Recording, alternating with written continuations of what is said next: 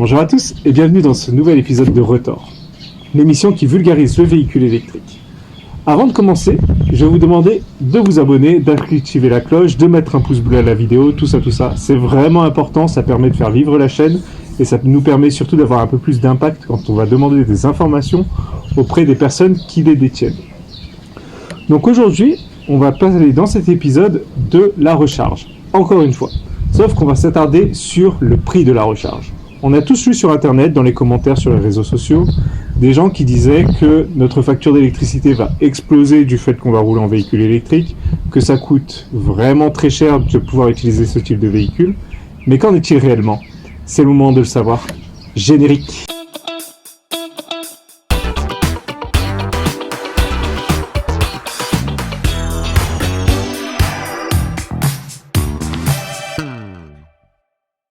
Parlons donc du coût d'usage du véhicule électrique. Ce coût prend naturellement en compte l'énergie, mais pas seulement. On va d'ailleurs commencer par l'assurance. Voyons pourquoi celle-ci est généralement moins chère que pour les thermiques. Le premier point important concerne la sérénité de conduite. L'usage d'un VE a tendance à calmer son utilisateur. Effectivement, la volonté d'améliorer son autonomie et le silence de conduite entraînent nécessairement une conduite plus zen.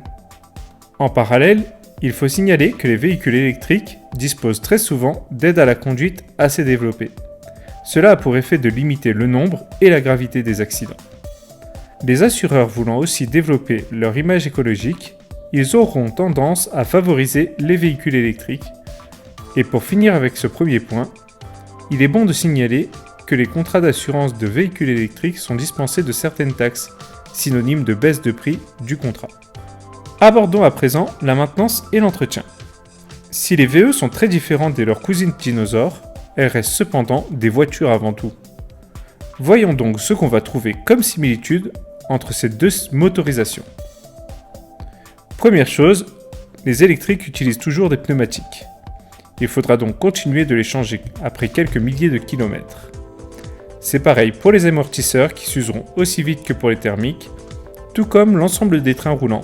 Et pour le coup, sur cette partie, cela pourrait même revenir un peu plus cher sur les VE, du fait qu'ils sont généralement plus lourds et donc demandent des pièces plus solides. Pour ceux qui ne changent absolument pas, on peut citer les essuie-glaces, le filtrage et l'entretien des climatisations, ou encore les batteries 12 volts. Beaucoup d'autres éléments sont communs, comme le système média, les intérieurs ou les aides à la conduite pour les véhicules qui en sont équipés. Voyons maintenant les grosses différences qu'il y a entre l'ancien monde et le VE. Dans les dinosaures, il y a un moteur thermique. Et cette jolie usine à gaz demande beaucoup de petites attentions. À commencer par de l'huile, de l'air et du carburant. Filtrez s'il vous plaît, Sa Majesté est exigeante. Vous vous éclairez à l'ampoule électrique ? Les moteurs essence ne s'abaisseront pas à ça. Ils sont restés à la bougie. Et ce ne sont que les pièces d'entretien courant. Il faut aussi parler des pièces qui ne manqueront pas de casser, généralement après quelques dizaines de milliers de kilomètres, certes. Mais tout de même. Citons la pompe à carburant, le joint de culasse, catalyseur, filtre à particules, système SCR, circuit d'admission d'air et de carburant, van EGR, turbo, embrayage, courroie accessoire et de distribution, boîte de vitesse, soupape, cylindre, différenceur de pression et de température, sonde d'eau, réservoir, jauge de carburant, AdBlue. Pour l'électrique, il y a encore un moteur. Mais vous pouvez faire comme avec cette vidéo et lui mettre un pouce en l'air. En effet, il ne demande aucun entretien ou suivi. Les cas de casse sont vraiment marginaux et ce n'est vraiment pas la pièce qu'on surveillera dans notre VE. La pièce critique sera plutôt la batterie de traction.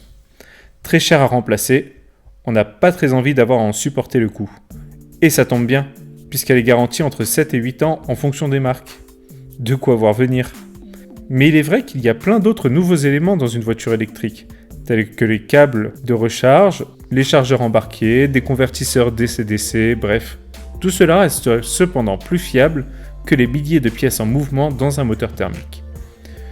Pour finir, il faut signaler qu'un VE usera beaucoup moins ses freins, car c'est le moteur, via la régénération, qui fera le gros du travail pour ralentir la voiture. Abordons à présent le point principal d'économie, à savoir le coût de l'énergie. Et on va commencer par le prix d'une recharge à domicile. C'est de très loin le moyen de recharge le privilégié par les utilisateurs de VO.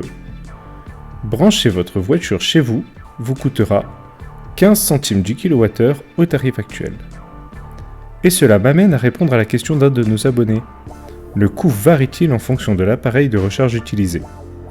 Eh bien, la réponse est non. L'usage d'une borne ne fera que raccourcir le temps de charge. Par contre, la quantité d'énergie rechargée, elle, ne changera pas. Et donc, le prix restera le même. Et ce prix, nous le donnerons pour 100 km. En prenant notre habituelle consommation de 15 kWh au 100, avec une opération de niveau Bac plus 6, on obtient un coût d'usage simple et définitif de 2,25 € au 100 km.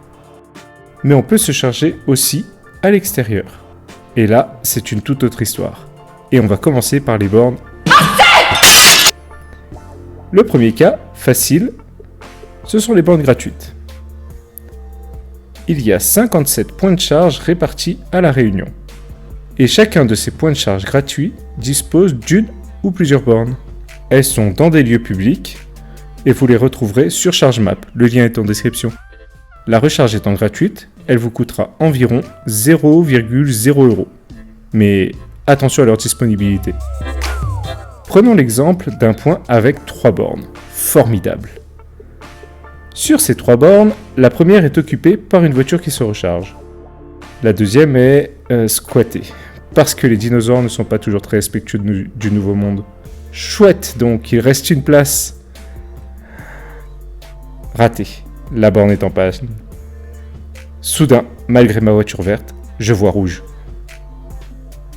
Autre exemple, j'arrive sur une borne gratuite disponible devant un restaurant. Le restaurant qui me met gentiment la borne à disposition pourra me demander de consommer pour pouvoir activer la recharge. Je profiterai donc d'un bon repas payant pendant que ma voiture mangera des électrons gratuits. Les bornes payantes maintenant.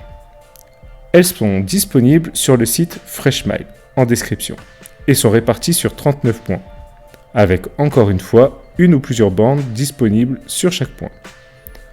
Ces bornes sont principalement dans les stations-service, mais pas seulement. Les tarifs varient en fonction des opérateurs. Chez Total, vous serez facturé à l'heure en fonction de la puissance consommée. Pour Engen, ce sera simplement à l'heure. RunCharge vous fera payer au kilowattheure. Et dans les autres commerces, ce sera gratuit pendant un certain temps, puis vous paierez à l'heure. Reprenons donc notre consommation et regardons pour chacun de ces opérateurs combien cela nous coûtera au 100 km en utilisant le calcul affiché. Je vous laisse donc mettre pause pour pouvoir lire les tarifs de chacun. Vous êtes des experts de la recharge grâce à notre précédent épisode. Et savez donc que les voitures ont des chargeurs de puissance différentes qui vont intervenir sur le temps de charge et donc sur la facturation, puisque certains opérateurs facturent au temps passé sur les bornes. Je vous affiche les prix pour recharger 100 km avec ces 4 types d'opérateurs à La Réunion. Ouais, ok, si je comprends bien, les pétroliers s'en mettent plein les poches et il faut absolument du 22 kW. Eh ben non, c'est pas si simple Jean-Louis. Les pétroliers, comme tu dis, favorisent la recharge rapide afin d'éviter les voitures ventouses. Cela invite à libérer la prise au plus vite afin de ne pas pénaliser les voitures qui disposent des 22 kW et cela assure une rotation sur la borne pour que tout le monde soit content. Et pour les voitures qui ne peuvent pas avoir les 22 kW en AC, ils proposent une autre solution qu'on verra un peu plus tard. RunCharge souhaite proposer un service de recharge comme à la maison. On pourrait donc laisser plusieurs heures la voiture sur la borne, sans pénaliser les autres utilisateurs, puisque leur point de charge dispose généralement de plusieurs bornes. Attention cependant, une fois à 100%, la facturation continuera et se fera au temps passé à bloquer la borne. Pour les magasins, le but est de faire le plein d'électrons pendant les courses. Pas d'abandonner sa voiture pendant des heures et des heures sans même jouer le jeu à dépenser un peu d'argent dans le magasin en question. Enchaînons maintenant sur les bornes à courant continu. Reprenons le même calcul et les méthodes de facturation de chacun des 3 opérateurs proposant ce type de charge à La Réunion. On trouve donc les prix au 100 km suivants. Naturellement, c'est bien plus cher qu'à la maison. Mais le service proposé est tout autre, puisque ces bornes vous permettront de vous recharger entre 3 et 20 fois plus vite qu'à domicile. Attention cependant, en approchant à la fin de la charge. RunCharge vous facturera à l'heure après les 100%. Quant à Total et Engine, le prix à l'heure ne changera pas, mais la puissance diminuera progressivement lorsque la voiture aura dépassé 80% de l'état de charge. Le but, encore une fois, c'est de quitter la borne dès que vous êtes rechargé, afin de laisser la place disponible pour le prochain usager. Alors convaincu sur l'usage des voitures électriques? Toujours pas? Je vais vous le dire autrement. Regardez ce que je viens de trouver. C'est le prix d'un aller-retour entre Saint-Pierre et Saint-Paul. C'est plus parlant, non? Effectivement, les voitures électriques sont beaucoup moins chères à l'usage que les voitures thermiques.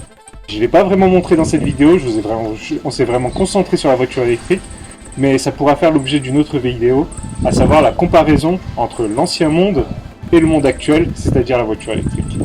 Mais tout cela, on en parlera dans un prochain épisode de Rotor. À bientôt!